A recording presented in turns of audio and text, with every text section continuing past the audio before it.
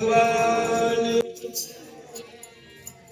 तो भगवान कहते हैं कि महाराज अद्वितीय होए यहाँ के वासी, कहाँ के वासी? मम धामदा पुरी सुखरासी। तो मेरी नगरी है ना, मेरा जो धाम है अयोध्या, यहाँ के जो लोग हैं ये मुझे बहुत प्रिय, प्रिय नहीं अद्वितीय है। अद्वितीय होए यहाँ के वासी, मम धामदा पुरी सुखरासी। अद्वितीय होए यहाँ के वासी, अयोध्या वासी भगवान को इतने प्रिय है। अद्वितीयता भगवान की आप कैसे करेंगे? बड़ा बड़ा विषय है कि यहाँ के भगवान ऐसे लोगों को कैसे प्यार करते हैं। और यह प्रयोग है हो जिसमें किसी को सामर्थ्य ही ना दिया हो, प्रभु कैसे तो प्रभु कैसे उसको याद करते हैं? ये तो प्रेम की बात है, वो लोग बंदगी के बस में नहीं है। ये तो भगवान से प्रेम और भक्ति का विषय है। दूसरी विशेषता कहते हैं कि अयोध्या वासियों में क्या बोले, वो अयोध्या वास कर रहे हैं और अयोध्या वास का फल क्या है? बहुत विचित्र फल है अयोध्या वास का। बोले वो अयोध्या वास कर रहे हैं और अयोध्या वास का फल है, बोले अयोध्या वास का फल जो है भगवान के धाम की प्राप्ति है। ये भगवान की जो अयोध्यापुरी है, इसका नाम क्या है? बोले इसका नाम है मम धामदा। और मम धामदा मीन्स भगवान का वैकुंठ। बोले जैसा वैकुंठ है वैसे ही वैकुंठ के समान ही ये भगवान की अयोध्या नगरी है। वैकुंठ वैसा वास है इसके आसपास। मम धामदा पुरी, मेरे धाम को देने वाली। यह यूं कहे कि भगवान के धाम में रमण करता है, रहता है, आनंद लेता है वहां के, तो वो क्या है? मम धामदा। वो भगवान का धाम ही है और वो मुक्ति को देने वाली है। भैया कहते भगवान की धाम की प्राप्ति, ये भगवान की जो अयोध्यापुरी है, इसका नाम क्या? बोले इसका नाम है मम धामदा पुरी सुखरासी। मेरे धाम को देने वाली पुरी। भगवान ले जाए या ना ले जाए, वही गीतराज जटायु जी महाराज वाली कहानी आती है। उन्होंने ना कोई भक्ति की है, ना कोई योग किया है, ना कोई त्याग किया है, लेकिन फिर भी भगवान कहते हैं गीतराज वो वैकुंठ है, जाओ चले जाओ। तो ऐसी अयोध्यापुरी है मम धामदा सुखरासी, मेरे धाम को देने वाली अयोध्यापुरी है। उसने केवल वास करने से ही भगवान के धाम की प्राप्ति हो जाती है। भगवान ले जाए ना ले जाए, बोले अपने आप ही प्रभु के धाम को पधार जाते हैं। भगवान के ही यहाँ, इसलिए हमारे संतों ने कहा कि अयोध्या में रहने वाले जो तुर्क हैं, तुर्क मीन्स हमारे धर्म से विमुख, हमारे सनातन से विमुख रहने वाले, या हमारी स्वधर्म या हमारे क्रियाकलाप कर्म भक्ति इत्यादियों से दूर रहने वाले, विमुख रहने वाले, कहते जो अयोध्या में रहने वाले तुर्क हैं, म्लेच्छ हैं, वो भी धन्य है। अयोध्या में रहने से हमारे किला के पूज्य महाराज श्री अपने ग्रंथ में कहा, महाराज ने कहा कि धन धन अबद पुरी कर दुर्गा। एक पद में कहा धन धन अबद पुरी के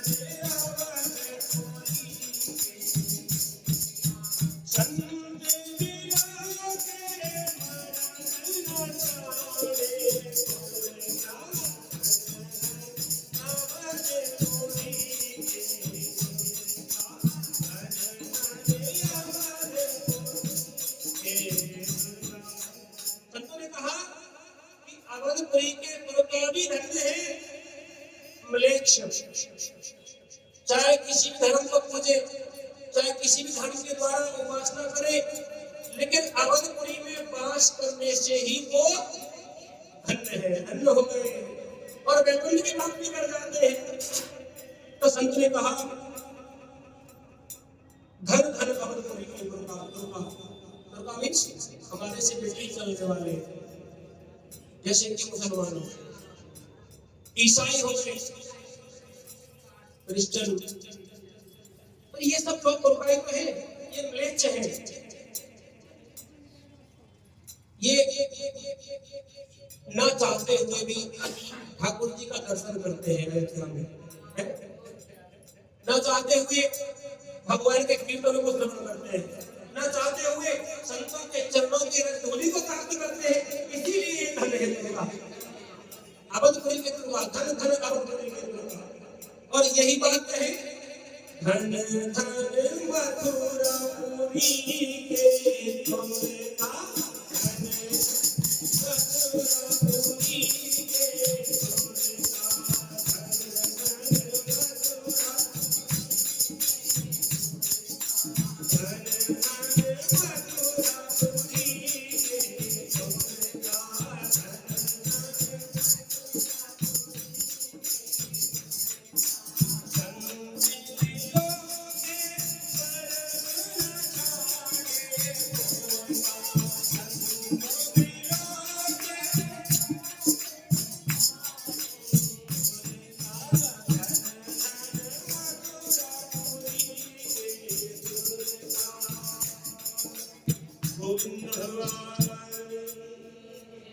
मथुरा में भी कुछ म्लेच्छ हैं, लेकिन वो भी धन्य है, ना चाहकर के भी भगवान के विग्रह का दर्शन करते हैं। बोले कब करते हैं? बोले सावन के महीना में जब भगवान का झूला पड़ता है, हिडोला होता है ना, तो भगवान बाहर आते हैं निकल करके, पालकी निकलती है, विमान निकलते हैं, संत नाचते गाते हुए भगवान का आनंद उत्सव मनाते हैं।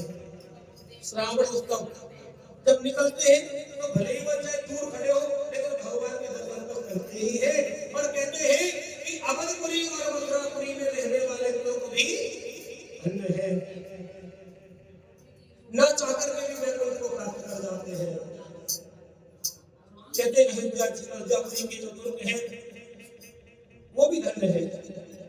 जब जीते जी संतों का दर्शन करते हैं, यह रहने वाले जो म्लेच्छ है, भले वो दूसरे धर्म में अपने ढंग से उपासना करते हैं, लेकिन न चाहते हुए भी उनको संतों का दर्शन हो ही जाता है, क्योंकि रहना यही है और संतों के दर्शन से पाप का नाश होता है। गोस्वामी तुलसीदास जी महाराज कहते हैं सर्वदा तप निश्चय अपहरही, संत तरस जिम पातक करही। सर्वदा तप निश्चय अपहरही,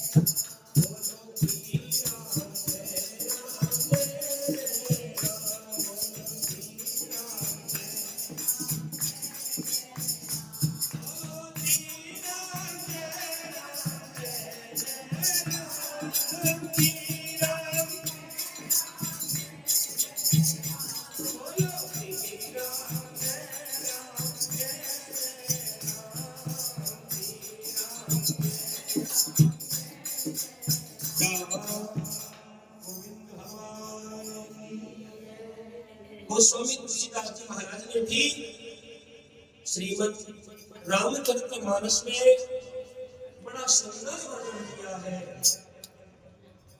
कहते भगवान का भी दर्शन उनको होता है, भले ही वो मंदिर में दर्शन करने ना जाए। कब होता है? लेकिन भगवान इतने कृपालु हैं कि जो मंदिर में नहीं जा सकते या मंदिर में जाने की जिनकी इच्छा नहीं, निष्ठा नहीं है, अथवा जो मंदिर में जाने के योग्य नहीं है, जो मंदिर में जाने के योग्य नहीं है, ऐसे भक्तों पर कृपा करने के लिए भगवान कटिकाचनी धर पीतांबर लेकर कंधे पर धनुष बाण बंशी हाथ में लेकर मोर मुकुट सजाए हुए भगवान श्री राम या द्वारकाधीश नंदलाल कहते मंदिर से स्वयं ही बाहर आ जाते हैं। लो भैया, तुम्हारे पास समय नहीं है तो तुम्हारा उद्धार करने के लिए हम ही आ गए। गोविंद भगवान ऐसे दयालु परमपिता परमात्मा अयोध्यापुरी में प्रजा को छोड़ कर जाएंगे? कहते भगवान ने कोई नहीं छोड़ा, सबको ले गए, सबको ले गए एक तरफ से।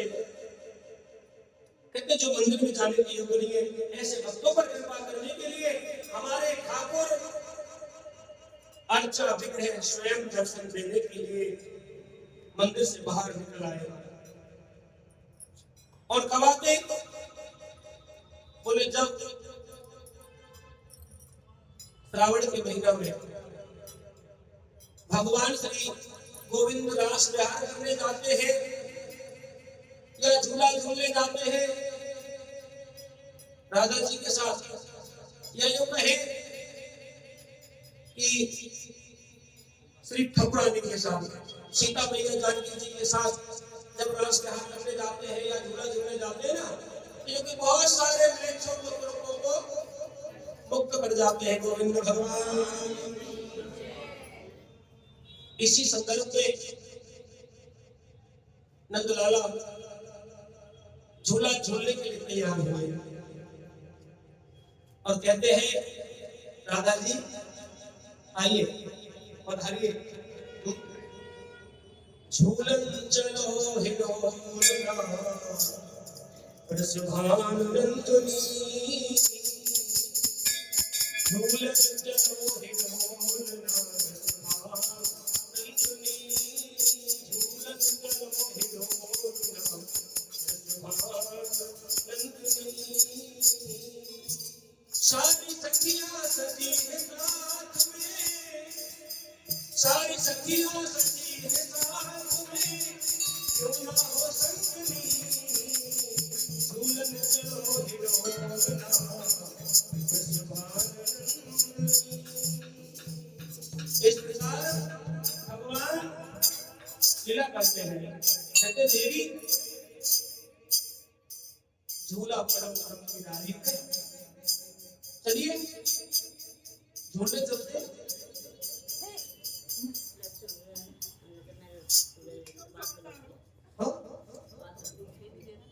देवी सावन का महीना है, मंद सुगंध रहती है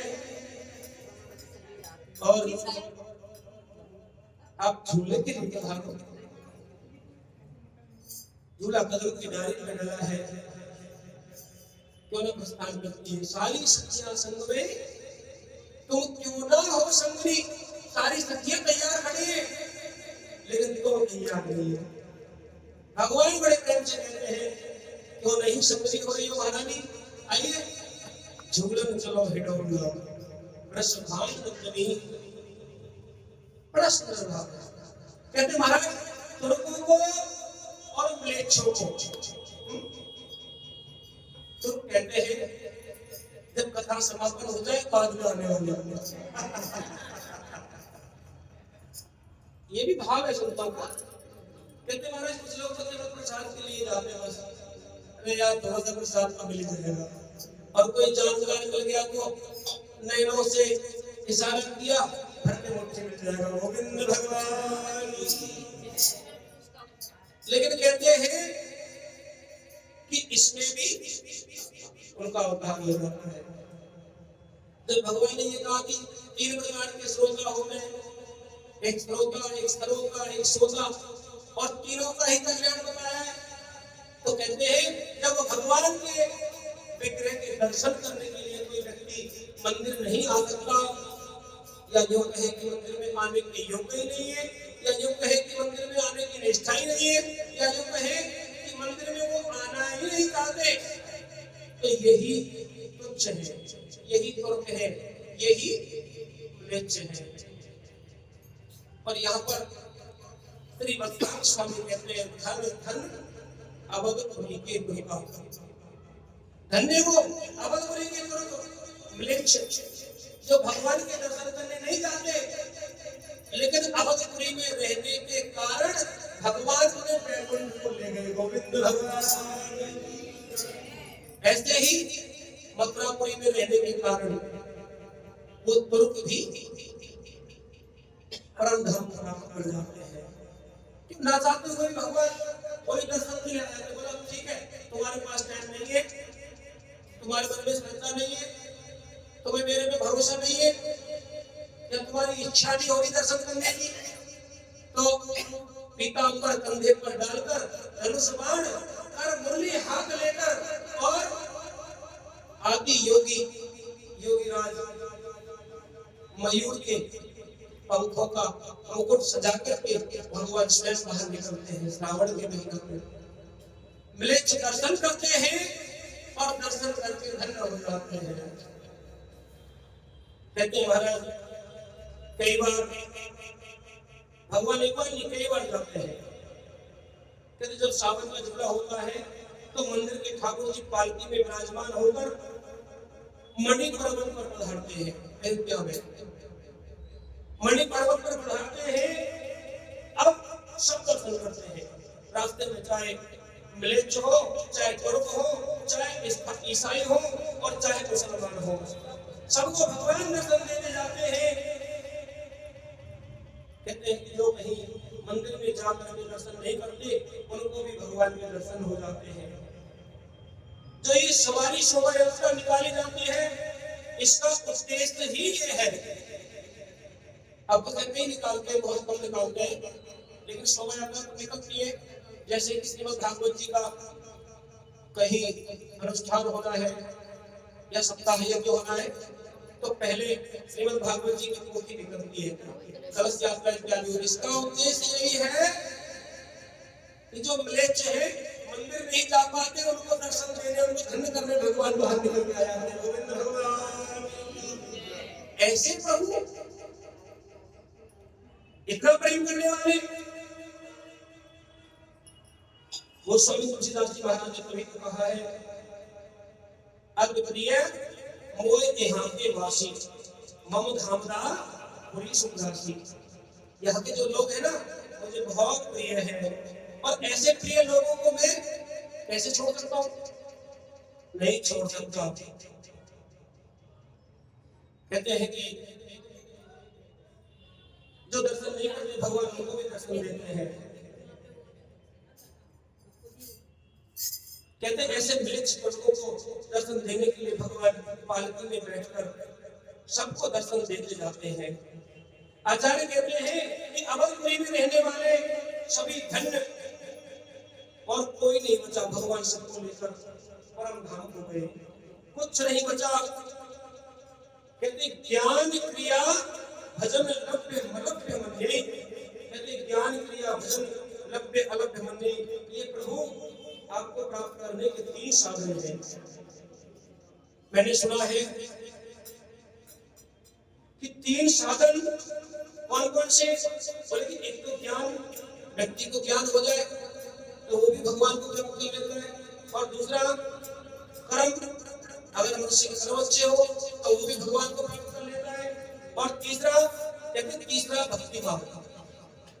ज्ञान का हो कर्म भी अच्छे ना हो लेकिन भगवान की भक्ति करता हो, अनन्य भक्ति करता हो। शगल कसाई के कौन से कर्म अच्छे थे उसके, लेकिन अखंड भक्ति इसकी बहुत अच्छी थी। कहते कर्म, ज्ञान और भक्ति, इन तीनों से ही परमात्मा की प्राप्ति हो जाती है। कर्म, ज्ञान, भक्ति जो गीता में भगवान ने कहा, कहते हैं कि 3 षटकों में बताया भगवान ने। 3 षटक माने 6 अध्याय के, एक षटक 6 अध्याय का एक षटक। 6 अध्याय में ज्ञान, 6 अध्याय में कर्म, 6 अध्याय में भक्ति। गीता का यही उपदेश है। 3 षटक बनाए, 6 अध्याय के 3 षटक, 6 दिया 18 अध्याय, 700 श्लोक। गीता जी में 700 श्लोक है। और कहते हैं कि 6 अध्याय में भगवान ने अर्जुन को ज्ञान समर्पण किया, अर्पण किया। 6 अध्याय में कर्म का निरूपण किया कि क्या करना चाहिए, कैसे करना चाहिए, क्यों करना चाहिए, क्यों नहीं करना चाहिए। और कहते हैं कि 6 अध्याय में भगवान ने अपनी भक्ति बताइए कि मेरी भक्ति करने वाला अगर जीवन में कुछ भी ना कर पाए तो निष्ठा और प्रेम से मेरी भक्ति प्राप्त कर ले। जो मेरी भक्ति कर लेगा उसे निश्चय ही मेरी प्राप्ति हो जाएगी। सब धर्मान पढ़ते माम एकम शरणं व्रज अहं त्वा सर्व कामेभ्यो मोक्षयिष्यामि मा शुचः। अगर कुछ भी समझ में ना आवे, सभी छल कपट इत्यादियों को छोड़ के, मोह माया को छोड़ के मेरी शरण में आ जा और मैं तुझे मोक्ष प्राप्त कर दूंगा। तेरे सभी पापों को नष्ट कर दूंगा और तुझे अपनी शरण में ले लूंगा। गुरु गोविंद भगवान कहते महाराज, ये 3 षटकों में कर्म, ज्ञान और भक्ति का भगवान ने जो विवेचन किया, भगवत प्राप्ति के जो साधन है, कहते पुराण आदि में जो कहे गए, तो आचार्य कहते हैं ज्ञान क्रिया भजन लभ्य। ज्ञान क्रिया भजन इन 3 से आप प्राप्त होते हैं। ज्ञान क्रिया भजन लभ्य अलभ्य अन्य का अन्य साधनों से आप नहीं मिलते क्या? पराशर भगवान कहते हैं एतेन केन मनोवृद्धोत्तर कौशलस्ताः। हे भरत, हे परमात्मा, हे प्रभु, एतेन केन मनोवृद्धोत्तर कौशलस्ताः। उत्तर कौशल अर्थात अयोध्या, यहाँ के रहने वाले प्राणियों ने, यहाँ की घास ने, यहाँ के पेड़ों ने, यहाँ के पशु पक्षियों ने, यहाँ के जीवों ने, यहाँ के कुत्ता बिल्ली ने, यहाँ के चिड़िया चंगुल ने, इन तीनों में से कौन सा साधन किया? क्या बात है। कहते हैं कि मनुष्य ने तो चलो आपकी भक्ति की, आपने बताया कर्म भी किया, और जो आपके धाम में रह रहे हैं उनको ज्ञान भी हो गया, लेकिन महाराज ये जो जीव जंतु, घास, तिनका, इनको जो आप परम धाम लेके जा रहे हो ना, इन्होंने क्या किया? तो एतेन केन परमोत्तर कौशलस्थाः, इन्होंने कौन सा साधन किया? ज्ञान किया, कर्म किया, भक्ति की। कहते दुर्वा के सहित एक धूप भी नहीं बची। कहते भगवान के जाने के बाद अवधपुरी उजड़ गई, कुछ नहीं बचा। सब भगवान के साथ से दुर्वा के सहित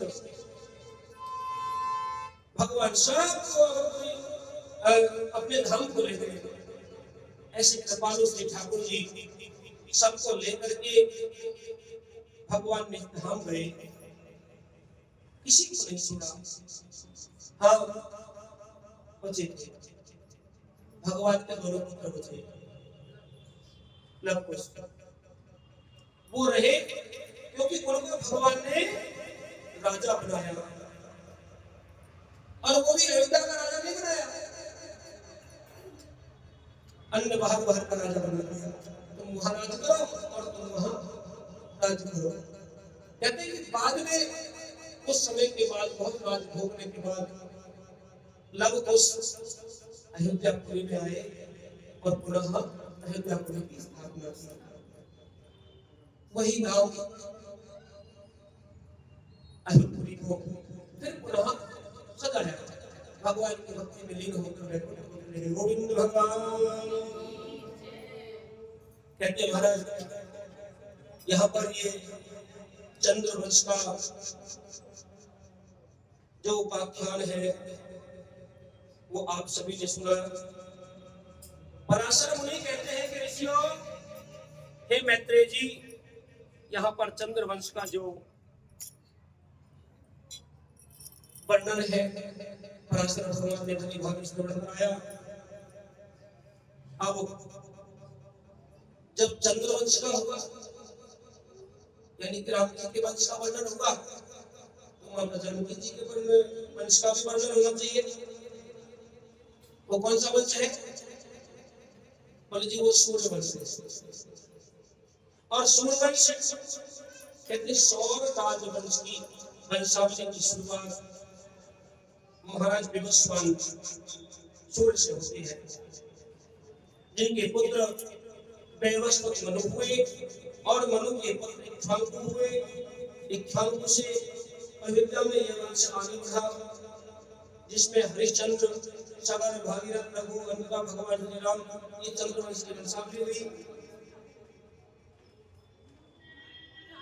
सूर्यवंश की वंशावली इक्ष्वाकु वंश के नाम से जाना जाता है और इससे कई शाखाएं निकली, जैसे जनक वंश यानी कि मिथिला के राजा हुए। वंशावली का प्रारंभ क्रम विष्णु आदि ब्रह्मा, दक्ष, विवस्वान, वैवस्वत मनु, विवस्वान के पुत्र इक्ष्वाकु, मनु के 10 पुत्रों में से एक अयोध्या के संस्थापक। कहते प्रमुख शासक इक्ष्वाकु से आगे इक्ष्वाकु के पुत्र मुक्षी, परस्ते परंपरा आगे बढ़ी। कहते मुक्षी, अनन्य, शंकु, हरिश्चंद्र, सगर, भागीरथ, अम्बरीश, रघु, दशरथ और राम प्रमुख शाखाएं। इक्ष्वाकु वंश अयोध्या इक्ष्वाकु के वंशज में राम के पूर्वज शामिल हैं। कहते निमि वंश मिथिला इक्ष्वाकु के दूसरे पुत्र निमि से यह शाखा निकली, जिसमें जनक जी का प्रादुर्भाव हुआ, जो माता सीता जी के पिता हुए। महत्वपूर्ण राजा और घटनाएं क्या है? कहते राजा सगर के 60,000 पुत्र कपिल मुनि के श्राप से भस्म हुए, जिनका उद्धार महाराज भागीरथ ने मां गंगा को पृथ्वी पर उठा करके उनका उद्धार किया। राजा रघु के वंशज होने के कारण यह वंश रघुवंश में कहलाया। भगवान राम इस वंश के 64 राजा थे और उनके बाद सुमित्रा इस वंश के अंतिम शासक हुए। यह वंश अत्यंत प्राचीन और हिंदू पौराणिक कथाओं के महाकाव्यों में इनका विस्तृत वर्णन मिलता है, जिसमें कई क्षत्रिय कुल जैसे गहलोत, कछवाहा, राठौर इत्यादि सूर्यवंशी बहुत सारे राजा हुए। तो कहते महाराज सूर्यवंश का इसी प्रभाव से आगे बढ़ता गया और सूर्यवंशम के संक्षिप्त परिचय इक्ष्वाकु कुल इत्यादि से परिचित होते हुए सप्तम सुधा के सागर में महाराज इक्ष्वाकु ने बहुत सारे यज्ञ इत्यादि किए, अपनी प्रजा की सेवा करते हुए भगवत धाम की प्राप्ति की। इस वंश में महाराज जनक जी हुए, मिथिलापुर के चक्रवर्ती राजा, जिनकी पुत्री मां जगत जननी सीता जी हुई और वर्णन किया हो कि राम जी के वंश का जब वर्णन हुआ है तो उनके आधे अंग की मालनी जगजननी जानकी जी का वर्णन भी अवश्य है तथा वही रामचंद्र राम जी के माध्यम से है। जगजननी का प्रादुर्भाव हुआ, कई संतों के कई मत है, कई संतों ने कहा है कि सप्त ऋषियों का रक्त रावण जी महाराज ने एकत्रित किया, ऋषियों ने श्राप दे दिया कि तुम्हारा काल होगा। बोला मैं इसको ही नष्ट कर दूंगा तो काल कहां से हो जाएगा। रावण जी महाराज गए जनकपुरी की ओर, जंगलों से दबाए हैं। जनकपुरी में अकाल पड़ा, महाराज जनक से कहा कि तुम जो है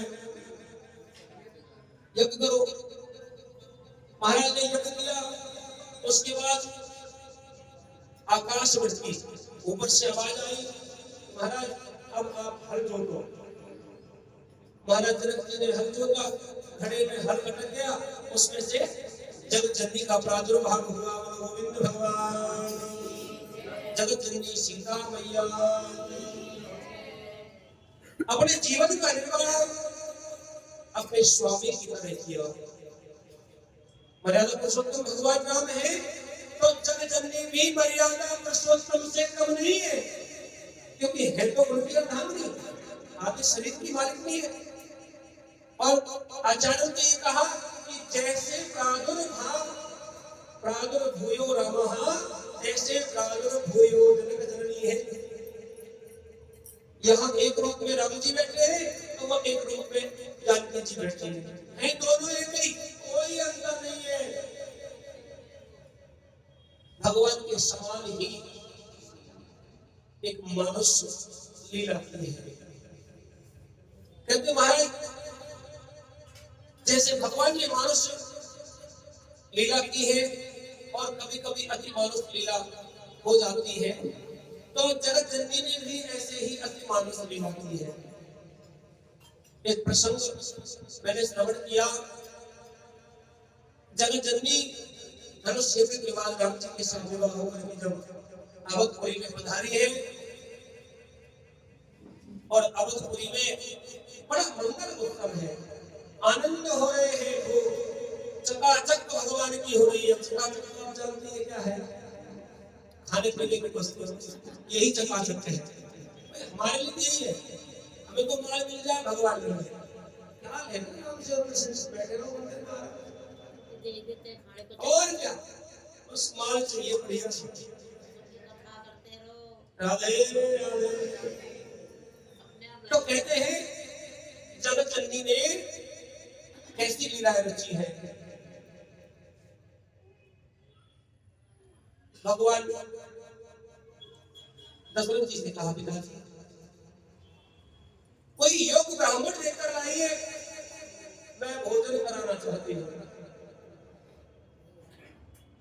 दशरथ जी कहते हैं पुत्री बहुत सारे ब्राह्मण भोजन हुए हैं तुम्हारे पिता के यहाँ भी, विश्वामित्र मुनि, वशिष्ठ ऋषि, फलाने गुरु, अग्रा ऋषि, ये सभी ऋषि पहुंचे हैं वहाँ, बहुत सारे राजा पहुंचे, बहुत ब्राह्मण पहुंचे हैं और हमने भी बहुत सारा किया है, लेकिन अब क्यों चक्कर में पड़ो? लेकिन नहीं प्रभु राजी, मेरी इच्छा है कि त्रिकाल ज्ञाता कोई ब्राह्मण हो, जो सभी विद्याओं में निपुण हो, 4 वेद का ज्ञाता हो, कोई ऐसे ब्राह्मण को मिल चाहिए। दशरथ जी कहते हैं कि देवी मेरी नजर में तो और कोई नहीं है, एक रावण है, रावण को निमंत्रण दिया करो। जगजननी कहती है मैं भी तो वही चाहती हूँ, मैं भोजन करने आवे। जगजननी ने निमंत्रण भिजवाया, महाराज दशरथ जी ने निमंत्रण भेजा कि लंकेश अधिपति दशानन, देखो प्रश्न होता दशानन, बोले रावण को दशानन क्यों कहते हैं? रावण को अरे 10 सिर नहीं थे, रावण के 5 ज्ञानेंद्रियां और 5 कर्मेंद्रियां, ये ही 10 सिर हैं। रावण कौन है? कहते मनेन्द्रियः रावणः, रावण ही मन है। इस मन में काबू पालो, रावण मर जाएगा। गोविंद भगवान। लेकिन मन पे काबू होने वाला नहीं है। यहाँ तो कह देंगे पंडित जी ठीक है मन पे काबू है, और घर जाते एक बार तड़का लग जाएगा भगवान की। मन पे काबू पाना बहुत मुश्किल है। मन की गति इतनी तीव्र है, इसको काबू में करना बहुत मुश्किल है। कोई नहीं कर सकता। अभी यहाँ बैठे हैं, कल्पना हुई बॉम्बे पहुंच गया महाराज। कहते हैं कि जो विद्युत है ना, विद्युत बिजली, बिजली से भी ज्यादा तीव्र है। मन की गति बहुत तेज है। तो कहते मनेन्द्रियः रावणः, मन ही रावण है। हर किसी के अंदर मन रावण स्वरूप में बैठा हुआ है। और ये दशानन 10 सिर क्या है उसके? बोलो 5 कर्मेंद्रियां और 5 ज्ञानेंद्रियां, यही इसके 10 सिर है। अवध नरेश ने महाराज दशानन को निमंत्रण भिजवाया। पाती पाई, पहले निमंत्रण से आते ना, चिट्ठी लिखी, लंकेशाधिपति रावण जी महाराज हमारे निमंत्रण को स्वीकार करें। रावण ने भी वैसे पाती लिख दी कि मेरी भी एक शर्त है महाराज, अवधेश इस शर्त को स्वीकार करें। क्या लिखा? कहते हैं कि मेरी एक शर्त है कि जनक दुलारी नंदिनी प्रियाजू प्राण वल्लभा मुझे एकांत में भोजन करना है। सच्ची में इसका दिमाग खराब है, ये सटिया गया है। अरे अभी अभी नई नई शादी हो गई है, लोग बाग मुझे दिखाई दे रहे हैं, ढेर लगा सामान का, और ये कहते हैं कि नहीं बहुत अकेले में एक अलग से भवन में हमें भोजन करा। नहीं नहीं कोई स्वीकार नहीं है। जनक नंदिनी ने कहा पिताजी महाराज की बात को स्वीकार कर लीजिए। कहते अच्छा पुत्री तुम भोजन कराने को तैयार हो? आप भोजन कराने को तैयार है? यहाँ पिताजी रावण को खत लिख दिया कि आपकी सारी शर्तें स्वीकार है, मान्य है। आप फलाने दिन फलानी तारीख को फलाने समय में भोजन करने आइए। कहते लंकेश भी तैयार हो गए, लाभ लक्ष्मण के साथ अवधपुरी में भोजन करने आए हैं। भोजन स्वीकार किया एकांत में, बिल्कुल एक कमरे में जनक नंदिनी प्रिय प्राण वल्लभा और सामने बैठे हैं ज्ञातो ज्ञाता महामुनि परम ज्ञानी अखंड ब्रह्मण, भगवान के अखंड भक्त, भगवान शिव के अखंड पूजन, अखंड याचन, अखंड अर्चा। कहते सामने बैठे महाराज रावण जी महाराज ने आते के साथ ही जनक दुलारी जग जननी मां जानकी को साष्टांग प्रणाम किया है कि देवी अहम शरणागतम, मैं तुम्हारी शरण में हूं, मेरी रक्षा कर लो। जानकी जी कहती है देवतुल्य ब्राह्मण आप ऐसा अपराध क्यों कर रहे हो? रावण कहते मैं जानता हूं जब मैंने भगवान धनुष यज्ञ में भगवान की मस्तिष्क रेखाएं देखी, मैंने प्रकृति देखी, तो वाम प्रकृति में मैंने अपना काल जाता माहा, और जब दूसरी प्रकृति देखी तो उसका कारण जाना, तो दूसरी प्रकृति में 7 ऋषियों का रक्त उबल रहा था, और वही रक्त उबलते उबलते मेरे ऊपर पड़ा, मैं उससे चल गया। देवी बस उसी के चलने से मैं धनुष को छोड़ के भाग आया। गोविंद प्रयत्न ही नहीं किया धनुष उठाने का। मैं समझ गया कि जिस रक्त को मैं एक वन में जंगल में दबा के आया था वो प्रकट हो गया, अब तेरा समय आ गया। ब्रह्मा इतनी कृपा कर देना, इतनी कृपा कर देना कि मैं परमात्मा के हाथ से मरूंगा, तुम्हारे हाथ से न मरूंगा। इतनी मेरे हाथ में कैसे, मेरे को वरदान है राधे कि मां मेरे को वरदान है, ऋषियों का नाम है मुझे 3 जन्मों तक राक्षस रहना है? और अगर अब की बार में तुम्हारे हाथों से मर गया ना तो मुझे फिर जन्म लेना पड़ेगा मरने के लिए, और मैं भगवान से दूर नहीं रह सकता, मुझे परमात्मा की शरण करनी चाहिए। अगर मैं शरण में आ जाऊं तो भगवान मुझे छोड़ देंगे, माफ कर देंगे, मुझे फिर उनको रक्षित रहना पड़ेगा। इसलिए मैं अपने परम पिता परमेश्वर से प्यार करूंगा और तुम्हारा हरण करूंगा, तुम मेरे साथ चले चलना। गोविंद भगवान कहते रावण ये तो बहुत बुरी कहानी है? ऐसी दक्षिणा, एक तो ब्राह्मण को भोजन कराओ और ऊपर से जो है दक्षिणा भी तगड़ी। तुम्हारा तो कुल ही ऐसा है, भगवान शिव जी ने लंका बनवाई स्वर्ण की,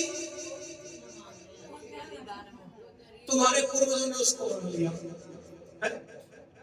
और तुम्हें बुलाया भोजन के लिए, तो तुम जो है सारी धराक में लिए जा रहे हो, कुछ छोड़ोगे नहीं छोड़ोगे? अरे ब्राह्मणों से डर जाओ, उधर जाओ, वहां के ब्राह्मण क्या क्या मांगते हैं, यहाँ के ब्राह्मण तो केवल गाजर का हलवा मांगते हैं, ज्यादा थोड़ी मांगते हैं।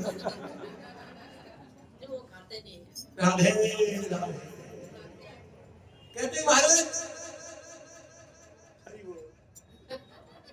मन की बात कह दी ना मैंने। राधे राधे, इसका भी कुछ नहीं। कहते हैं जनक नंदिनी के चरणों में दशरथ ने अपना मस्तक रखा, मां ये 5 ज्ञानेंद्रियां और ये 5 कर्मेंद्रियां और 11वां मेरा मन, मैं मन के द्वारा अपनी शरणागति करता हूँ। 11 इंद्रियों की ज्ञाता अधिष्ठाता जगज्जननी, मैं तुम्हारी शरणागत हूँ और प्रभु को समझा देना मुझे अब की बात को करीब है। कभी जगज्जननी जानकी अशोक वाटिका में जब रहते हैं तो कहती है ऋणधनी कोटि गहन में देहि, ऋणधनी कोटि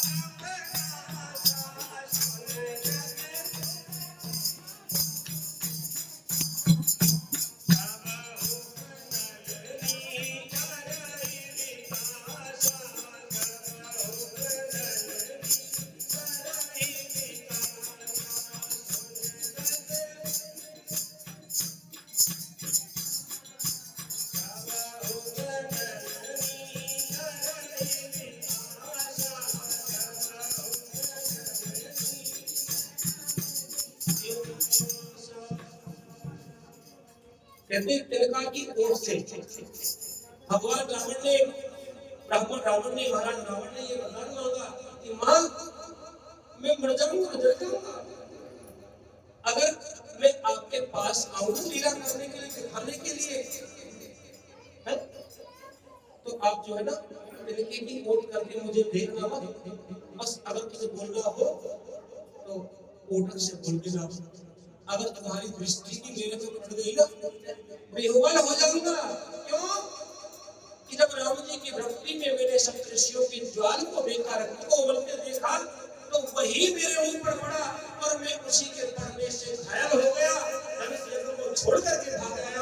कि साक्षात यहाँ तो साक्षात ही जगत जननी बैठी है। इस प्रकार से रावण ने जगत जननी से ये वरदान प्राप्त किए। भोजन किया, दक्षिणा में माता को मान लिया कि मैं लेने आऊंगा तो तुम्हें चलना पड़ेगा। जगत जननी कहती ठीक है, और प्रभु को कह देना कि अब की बार मेरा उद्धार कर दे, अपनी सरगा गति दे दे। जगत जननी ने भी अति मानव स्तर पे किए हैं। बहुत प्रकार से एक राक्षसी है त्रेता, कहते जगत जननी की सेवा करने मात्र से त्रेता नाम राक्षसी जी का राम चरण रति निपुण विवेका शब्द मुखोट सुनाए सपना सीता ही चेर करो है जगना सपने मान लंका जारी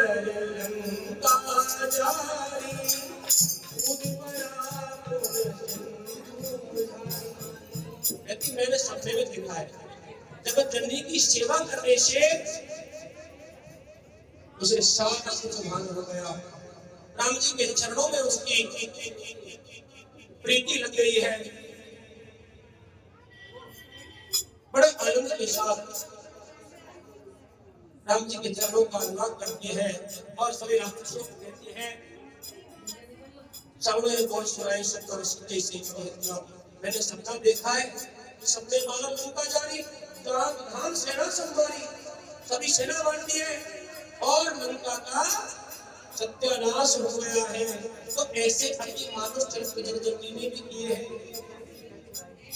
जगत जननी का चरित्र है श्री हनुमान जी महाराज माता की प्रताड़ना देख करके माता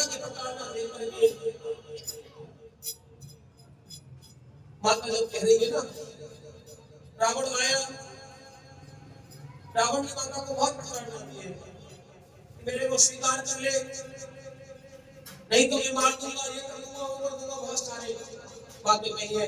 तो माता कहती है चंद्रहास हर मम प्रतापम रघुपति विरह अनल संतापम। क्या बात है ठाकुर साहब, कहते चंद्रहास हर मम प्रतापम। जो रावण की तलवार है उसका नाम क्या है? चंद्रहास। जगत जननी उस तलवार से प्रार्थना करती है चंद्रहास हर मम प्रतापम। हे चंद्रहास तुम ही म्यान से बाहर निकलो और मुझे मार दो। रघुपति विरह अनल संजातम। रघुनाथ जी से दूर रहना, रघुनाथ जी के चरणों की सेवा से भटक रहना मेरे लिए अग्नि में जलने के समान है। और अग्नि भी अगर जल जाए, अग्नि में जल जाऊं तब भी कोई दिक्कत नहीं है, लेकिन अग्नि में जलती भी नहीं, लेकिन जलने के बराबर मुझे कष्ट प्राप्त हो रहा है। ये मैया जी की जो है बड़ी अति मानुष चरित्र है। कहते हैं कि हनुमान जी ने जब ऐसे देखा तीन मुद्रिका डार तक मुद्रिका डाल दिए, माता जी के शरण में गए हैं। तो कहते हैं फिर बैठी मन विस्मय भयो, अंगूठी देखी, कहती माया से अदृति न जाई, ये तो राम जी की अंगूठी है, ये माया से नहीं बन सकती है, ऐसा कहा। और जब हनुमान जी कहे नीचे चले गए मंगल बुलाने पर कि अगर कोई है आसपास राम जी का सेवक तो आइए। हनुमान जी महाराज गए तो कहते फिर बैठी मन विस्मय भयो, मन में कुछ विषय हो रहा है कि कहीं ये राक्षसी तो नहीं लीला करते फिर रहे, लेकिन अंगूठी को देखा ये अंगूठी माया से नहीं बनाई जा सकती, ये तो मेरे रघुनाथ जी की अंगूठी है। तो वही माता ने कहा कि जगत जननी अपने आप को नहीं बचा पा रही है, ये क्या कर रही है? ये मानुष तरफ कर रही है। जैसा राम जी ने किया वैसा ही जगत जननी कर रही है। वीतराज जटायु को कह रहे हैं कि मोरा व्याकुल जाओ, चले जाओ मेरे धाम को। और सीता जी की पता नहीं है उनको, सीता जी कहाँ है? इसी पृथ्वी पर जगत जननी बैठी है अशोक वृक्ष के नीचे, इसी पृथ्वी पर। इस पृथ्वी का भगवान को ज्ञान नहीं है और वैकुंठ की बात करने को ना वैकुंठ जाओ। ये अति मानुष करते हैं। जगत जननी अपने आप को बचा नहीं पा रही है और हनुमत लाल जी महाराज कह रही है अजर अमर सुख तुम हो। बाबा को दे दिया वरदान, पुत्र तुम अजर अमर हो जाओ। कहते बल बुद्धि विद्या निधान। वाल्मीकि रामायण कहते हैं बलहो बल बुद्धि निधानस्तः। हे पुत्र तुम्हारे अंदर बल भी है, बुद्धि भी है, तुम सारी विद्याओं में निपुण हो। जाओ, मैंने कह दिया अजर अमर तुम सुत हो, अजर अमर हो जाओ। कहते भारत अपनी तो जान बच नहीं रही है और हनुमान जी को अजर अमर कर दिया तुमने। ये कैसी लीला है जगजननी। तो ये माता सीता जी का भी अति मानुष चरित्र है कि जन्म कर लिया मनुष्य की योनि में और लीला कर रहे हैं। परमपिता परमात्मा जैसे कहते हैं कि भगवान श्री राम चंद्रवंश में जन्मे, जगत जननी सूर्य वंश में जन्मी। दोनों वंशों को अपने साथ भगवान श्री अवधेश श्री राम जी अपने प्रियतम, अपने प्रेमी, अपने भक्त वत्सल। कहते कि उस समय पर एक चींटी मच्छर इत्यादि किसी को भी नहीं छोड़ा, दोनों ही को प्राण दिया। गोविंद भगवान की। और यहाँ पर किसी को नहीं छोड़ा। अवधपुरी में भी अवधपुरी गुजर गई है भगवान के नाम के बाद। पुनः लव कुश इत्यादियों को नाना जनपदों में राज प्रदान करके भगवान धाम को चले गए। बहुत दिनों तक इन लोगों ने राज किया। राज करने के बाद फिर लव और कुश पुनः अवधपुरी पधारे हैं और फिर अवधपुरी को सुसज्जित किया है, पुनः सजाया गया है। फिर वही अवधपुरी क्या बन गई? कहते मम धामगा अवधपुर सुख राशि। तो ऐसे भगवान गोविंद जी ने आज यही कथा का समापन करेंगे। समय काफी ज्यादा है। कल मंगलवार भी है, कल कथा 4 बजे स्टार्ट हो तो हमारी पूरा पूर्ण हो। नहीं तो फिर 4 दिन के लिए हमें को आगे बढ़ाना पड़ेगा। मुझे लग रहा है हनुमान जी महाराज कह रहे हैं कि गाजर के हलवे का सपना स्वप्न में ही रह जाए तो अच्छी बात है, लेकिन नहीं। 500 ग्राम में वेट कम है 27 में और आदि किलो गाजर का हलवा खिलाकर उसे भी हम पूरा करने की कोशिश करेंगे। गोविंद भगवान। आइए भगवान का हरिनाम संकीर्तन पदोपरांत एक भजन के साथ समापन करेंगे। श्री राम जय राम जय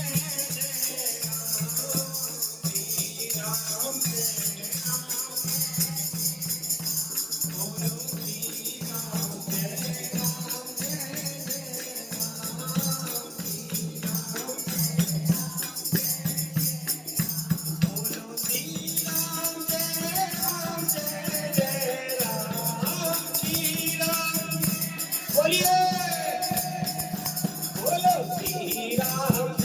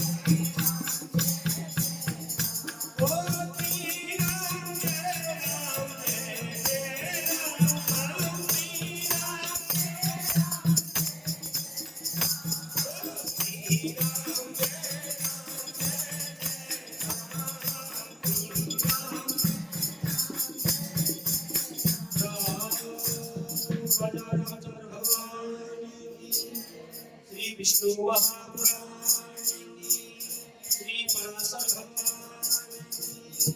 श्री मैत्रेय जी महाराज की, श्री सब संतन की, श्री सब भक्तन की, आज के आनंद की, श्री ब्रह्म समाज की, श्री ठाकुर जी महाराज की, आनंद कंद भगवान की। देखिए आज की कथा और कल सिर्फ कल कथा शेष है। परसों को सिर्फ 1 घंटा महत्व होगा कि भाई आप लोगों ने विष्णु महापुराण की कथा 1 महीने से जो श्रवण किए हैं उसका फल क्या है। कहते हैं उदाहरणार्थ कि 1 महीने से गाय के दूध में, पायस में गाजर कस के और अंगीठी पे चढ़ा रखती है। बोले महाराज 1 महीने से अग्नि वहां तक पहुंच नहीं रही थी और जैसे ही अंतिम समय आया तो भगवान की कृपा से या भगवान की परम कृपा से अग्नि वहां तक पहुंच गई है और गाजर और पायस मिलकर के क्या बन रहा है, भगवान का प्रसाद बन रहा है। गोविंद भगवान की। तो परसों 21 तारीख को परम सौभाग्य दिवस है। हमारे विष्णु महापुराण का पारायण कथा प्रोग्राम जो प्रसाद तैयार हुआ है, कर्म भक्ति और ज्ञान,